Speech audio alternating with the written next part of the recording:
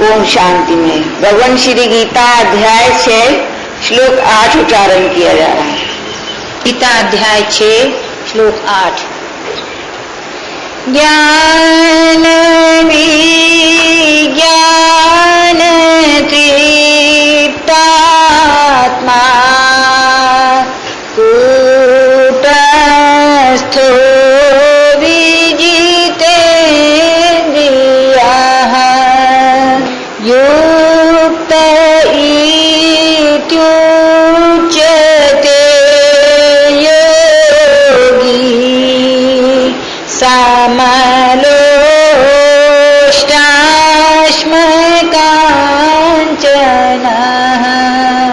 भगवान इस श्लोक का सार विषय है ओम आनंदमय परमात्मा को प्राप्त हुए पुरुषों के लक्षण और महत्व का वर्णन।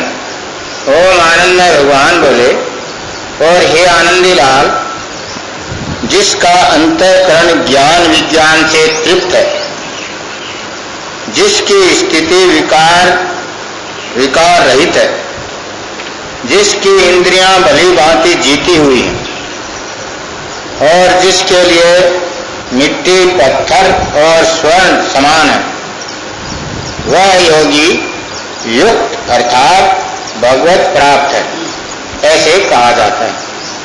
पुनः उच्चारण करने की पूजा की जा रही है। भगवान इस श्लोक का सार विषय है ओम आनंदमय परमात्मा को प्राप्त हुए पुरुषों के लक्षण और महत्व का वर्णन।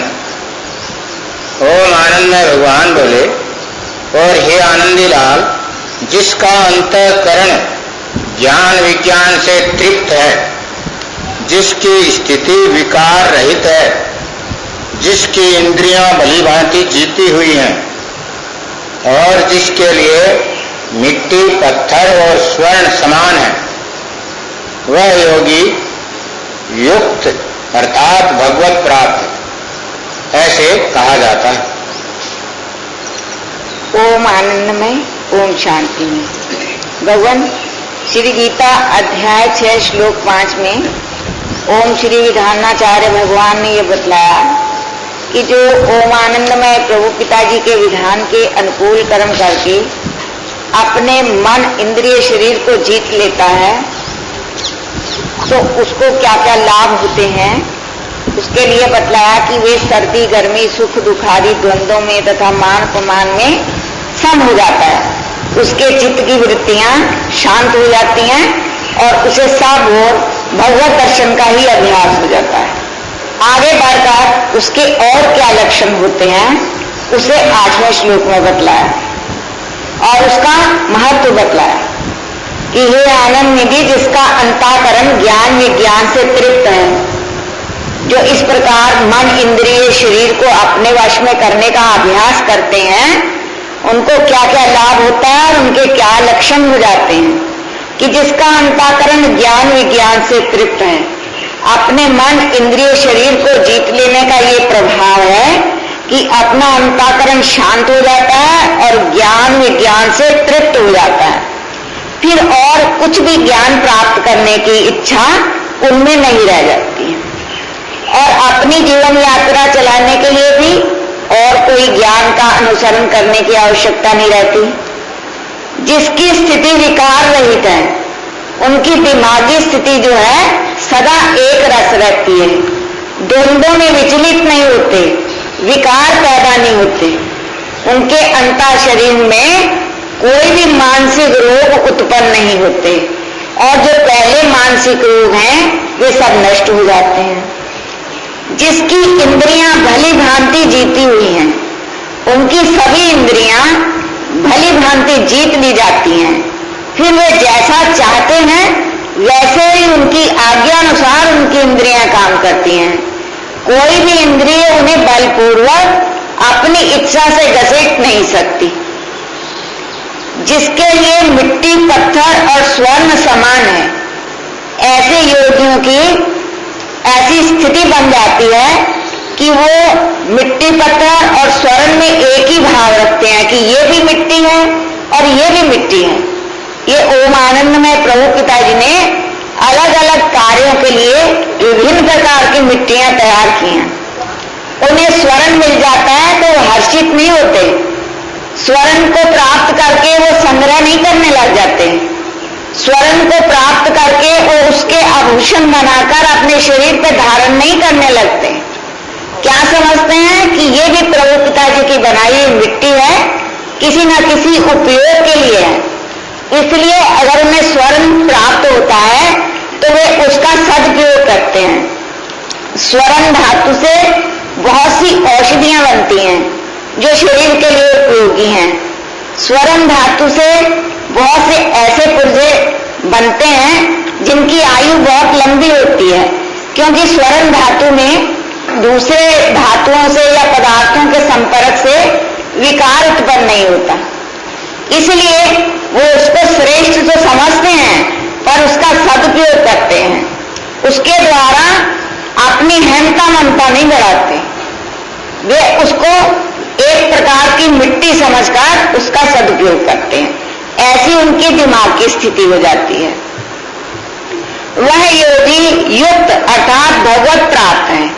भगवत प्राप्ति किसको हुई है उसकी पहचान बतला रहे हैं कि वे किस प्रकार सब रूपों में सर्वत्र समता के भाव आचरणों से युक्त हो जाते हैं और उनकी दिमागी स्थिति हर समय प्रभु पिताजी के स्वरूप में स्थित रहती है। ऐसे पुरुषों को ही भगवत प्राप्त समझना चाहिए। भगवत प्राप्ति की भावना करने वाले, अपने आप को भगवत प्राप्त बताने वाले तो संसार में सैकड़ों हजारों घूम रहे हैं। सब कहते हैं कि हमें भगवत प्राप्ति हो गई, आप हमारी आज्ञा का पालन करो, हम आपको भगवत दर्शन करा देंगे। परंतु कुछ समय पश्चात उनको देखो तो सब के सब खाली घूम रहे हैं। न किसी में समता है, न किसी के चित्त में शांति है और न किसी के अंतःकरण में भगवत बुद्धि है, और न ही उनकी मिट्टी पत्थर और स्वर्ण में समभाव है, न समता है। तो ऐसे जो मनुष्य हैं वो चाहे कितना भी कहें कि हम भगवत पद प्राप्त है, हमें भगवान के दर्शन हो गए, हम आपको भगवान का दर्शन करा देंगे, तो उनकी बातों पर विश्वास नहीं करना चाहिए। गीता जी के इन श्लोकों को पढ़ करके इसके अनुसार नापना चाहिए कि उनकी दिमाग की स्थिति ऐसी हुई कि नहीं हुई। और ये तभी नापी जा सकती है कि जब इसका अपने आप को भी कुछ प्रतिशत अनुभव हो। जो बिल्कुल इस चीज से अनभिज्ञ हैं, जो अपने मन इंद्रिय शरीर को जीतने की जो क्रिया है उससे सर्वथा अनभिज्ञ हैं, उन्हें तो ये सब कुछ भी समझ में नहीं आएगा। वो तो पहले सुनेंगे तो समझेंगे कि पता नहीं क्या बवाल बता रहे हैं, हमारा दिमाग परेशान हो गया, कैसे हम मन इंद्रिय शरीर को जीते। ये भी तो जीतने की चीज है। बहुत सारे लोग हैं, उनको श्री विश्व शांति ग्रंथ पठन कराओ तो वहां जहां संयम, सेवा, स्मरण, सादगी का विषय आता है तो वह कहते हैं कि ये तो कहने की बातें हैं, ये भी तो करने की बात है। हमें तो स्वतंत्र रहना है। अरे संसार में सब भगवान ने आंखें दी हैं तो सब कुछ देखो, रसना दिया, जबान दिया तो सब कुछ खाओ और खूब आनंद भोगो। कौन देख रहा है? भगवान कहाँ है? उनके विचार इस प्रकार के होते हैं। वे स्वयं भी महापुरुषों की बतलाई विधि के अनुसार आचरण नहीं करते, साधन नहीं करते, और जो करते हैं उन्हें भी उनसे हटाते हैं। उनके मन बुद्धि को भी विपरीत मार्ग में खींचते हैं, उनकी अश्रद्धा कराते हैं। और जो अपने मन इंद्रियों को जीतने का अभ्यास नहीं करते, ऐसे मनुष्यों में तमोगुण विशेष रूप से बढ़ जाता है। तो देखने में उनका जो शरीर होता है, प्रभु पिताजी उसको भी बहुत भारी बना देते हैं। उतनी ही भारी उनकी आवाज भी हो जाती है और उतने ही वो प्राणी पदार्थों का संग्रह करके अहमवादी हो जाते हैं। फिर क्या सोचते हैं? आदो भी जनवानस्मि कोनोस्ति सदृशो मया, कि मैं कितना जनवान हूं, कितना धनवान हूं, कितना बोलने वाला हूं, मेरे समान कौन है। वैसे वो तात्विक दृष्टि से देखा जाए तो प्रभु पिताजी के विधान के बिल्कुल विपरीत जीवन व्यतीत करते हैं। और कब किस क्षण प्रभु पिताजी उनकी सारी शक्ति खींच लेंगे उनको स्वयं को भी पता नहीं रहता। जब उनकी शक्ति खिंच जाती है तब वे बिल्कुल दीनहीन बन जाते हैं। फिर उनके दिमाग में कोई शक्ति ही नहीं रहती कि वे अपने आप को संभाल सके।